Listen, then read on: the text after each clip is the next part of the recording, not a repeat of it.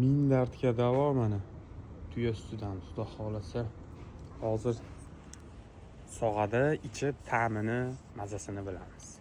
Suyukli payg'ambarimiz sollallohu alayhi vasallamning tavsiyalari bugungi kunda o'z tasdig'ini topdi. Unda payg'ambarimiz sollallohu alayhi vasallamning huzurlariga Urayna qavmidan bir qancha odamlar musulmon bo'lish uchun keladi. Ularga Madina havosi to'g'ri kelmay, ranglari sarg'ayib, qornlari shishib ketadi. Rasululloh sollallohu alayhi vasallam ularga Madinadan tashqaridagi zakotdan yig'ilgan tuyalarning ustlari va peshobidan ishni buyuradilar.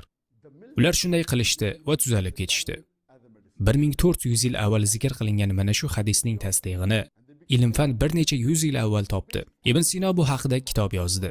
Demak, payg'ambarimiz 1400 yil ilgari qilgan tavsiyalarni bugungi kun tibbiyoti ham maslahat bermoqda.